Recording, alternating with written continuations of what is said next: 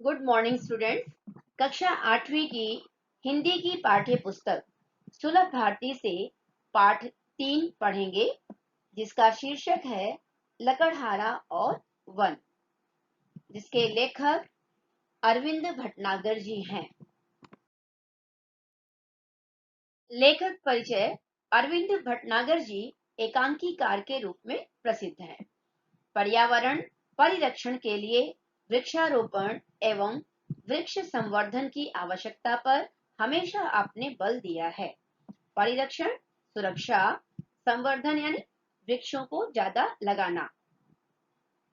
प्रस्तुत एकांकी में लेखक ने मेहनत, ईमानदारी एवं छोटे परिवार का महत्व समझाया है।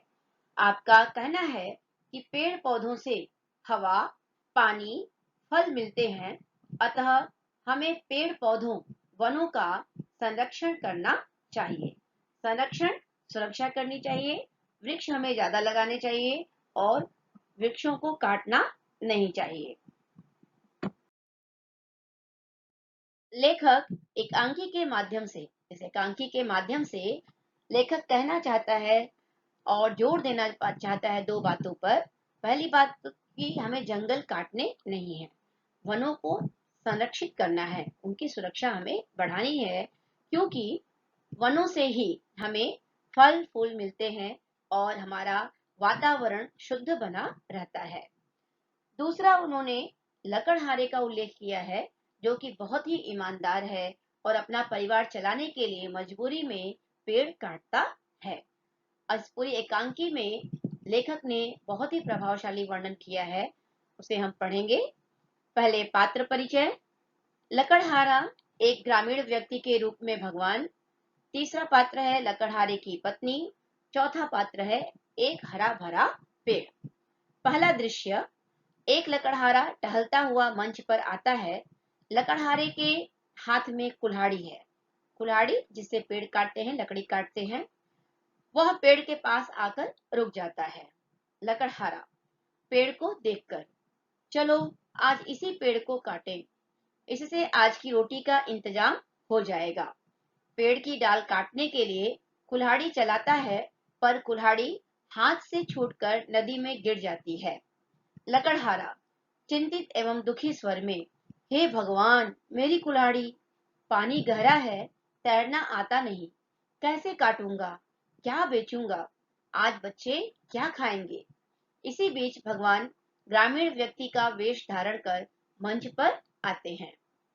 इस पैराग्राफ में एक सामान्य व्यक्ति की बेबसी, लाचारी को दिखाया है कि वह लकड़ी काटने आता है, उसकी कुल्हाड़ी जो है पानी में गिर जाती है।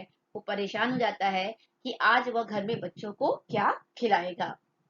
ग्रामीण, बड़े दुखी लग रहे हो, क्या हुआ। लकड़हारा दुख भरे शब्दों में, क्या कहूं भाई, अचानक मेरी कुल्हाड़ी नदी के गहरे पानी में गिर पड़ी, मेरा तो सब कुछ चला गया। ग्रामीण, हाँ भाई, तुम्हारा कहना तो ठीक है। लकड़हारा, भाई, तुम मेरी मदद कर सकोगे तो बड़ा उपकार होगा। ग्रामीण, ठीक है, तुम दुखी मत हो, मैं कोशिश करता हूँ। यह कहकर ग्रामीण नदी में कूदा और एक चांदी की कुल्हाड़ी निकालकर बाहर आया। अरे भाई, तुम कितने भाग्यवान हो, लो तुम्हारी चांदी की कुल्हाड़ी। लकड़हारा, नहीं भाई, यह कुल्हाड़ी मेरी नहीं है। ग्रामीण, ठीक है, एक बार फिर कोशिश करता हूँ। नदी में फिर कूदता है और सोने की कुल्हाड़ी निकालकर बाहर आता है। लकड़हारा कहता है आश्चर्य से, क्या कुल्हाड़ी मिल गई भाई। ग्रामीण कहता है, हाँ मिल गई, लो यह सोने की कुल्हाड़ी।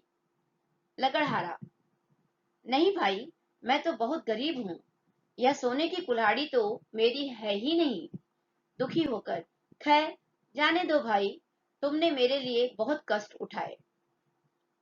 ग्रामीण बीच में ही, नहीं भाई नहीं, इसमें कष्ट की क्या बात है, मुसीबत के समय एक दूसरे के काम आना तो हमारा धर्म है। मैं एक बार फिर कोशिश करता हूँ। ग्रामीण नदी में कूदकर लोहे की कुल्हाड़ी निकालता है। ग्रामीण, लो भाई, इस बार तो यह लोहा ही हाथ लगा है। लकड़हारा कहता है, अपनी लोहे की कुल्हाड़ी देखकर खुश हो उठता है और कहता है, तुम्हारा यह उपकार मैं जीवन भर नहीं भूलूंगा। भगवान तुम्हें सुखी रखे। उपर्युक्त जितने भी संवाद हैं, कथोपकथन है, आपने देखा ग्रामीण और लकड़हारे के बीच में। यहाँ पे लकड़हारे की ईमानदारी दिखाई देती है। आपने पहले भी ये कहानी सुनी होगी कि लकड़हारा की कुल्हाड़ी पानी में गिर जाती है और ग्रामीण बने ग्रामीण जो भगवान का रूप धारण करके आता है, वह सोने की कुल्हाड़ी पर निकालता है, फिर चांदी की, और दोनों ही कुल्हाड़ी को लकड़हारा मना कर देता है कि हमारी कुल्हाड़ी नहीं है, जबकि वो गरीब है, उसे बहुत आवश्यकता है कि अपने परिवार को खाना खिलाना है, पैसे की जरूरत है उसे। फिर भी वह सोने और चांदी दोनों ही कुल्हाड़ी को वो मना कर देता है कि वो हमारा नहीं है। और जब वह लोहे की कुल्हाड़ी लाकर देता है तो वह बहुत खुश हो जाता है।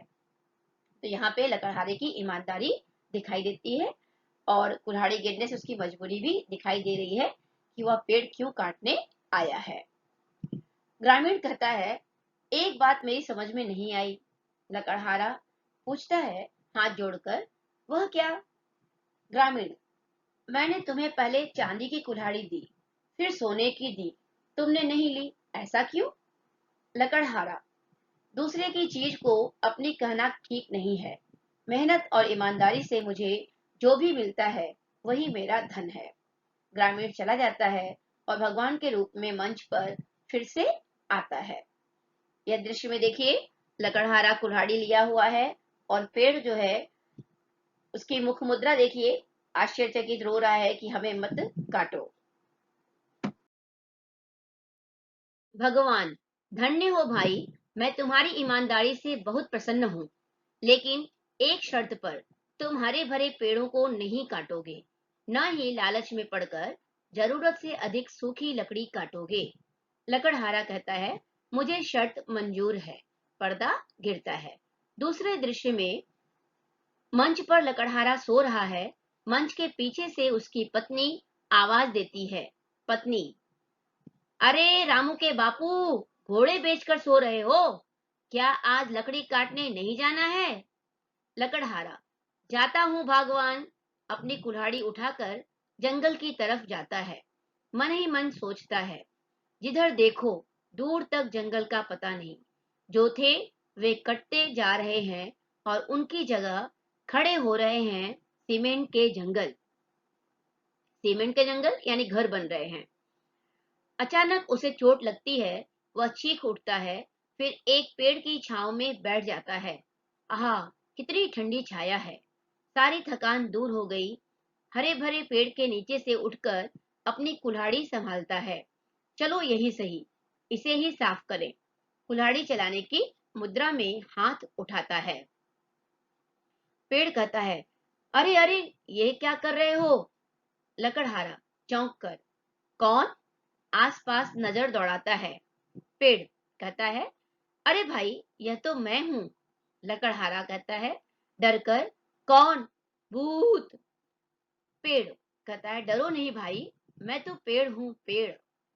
लकड़हारा आश्चर्य से कहता है, पेड़, क्या तुम बोल भी सकते हो? पेड़, भाई, मुझ में भी प्राण है, तुम मुझ बेकसूर पर क्यों वार कर रहे हो? लकड़हारा कहता है, तो क्या करूं? चार चार बच्चों को पालना पड़ता है, यही एक रास्ता है रोजी रोटी का। पेड़, अरे भाई, अधिक बच्चे होने के कारण परिवार में दुख तो आएगा ही, पर तुम कितने बदल गए हो। तुम यह भी भूल गए कि मैं ही तुम्हें जीने के लिए शुद्ध हवा, पानी और भोजन सभी कुछ देता हूँ। लकड़हारा, यह तो तुम्हारा काम है, इसमें उपकार की क्या बात है? पेड़ कहता है, मैंने कब कहा उपकार है भाई, पर यह तो तुम अच्छी तरह जानते हो कि बिना हवा के मनुष्य जिंदा नहीं रह सकता। उसे सांस लेने के लिए शुद्ध हवा तो चाहिए ही, और हवा को शुद्ध करने का काम मैं ही करता हूँ। लकड़हारा कहता है, ठीक है, पर मेरे सामने भी तो समस्या है। पेड़, यदि तुम हमें काटते रहे तो ये बेचारे वन्य पशु, वन्य जंगल में रहने वाले जानवर, कहाँ जाएंगे? क्या तुम अपने स्वार्थ के लिए उनका घर उजाड़ दोगे? लकड़हारा कहता है, तो फिर क्या मैं अपना घर उजाड़ दूं? पेड़, मेरा मतलब यह नहीं है। यदि तुम इसी तरह हमें काटते रहे तो अच्छी वर्षा कैसे आएगी? और एक दिन बात अधूरी छोड़ देता है। लकड़हारा कहता है, तुम्हारी बात तो ठीक है, पर अब तुम ही बताओ मैं क्या करूं? पेड़ कहता है, कम से कम अपने हाथों से अपने ही पैरों पर कुल्हाड़ी तो मत मारो। अपने पैरों पर कुल्हाड़ी मारना अपना ही नुकसान करना।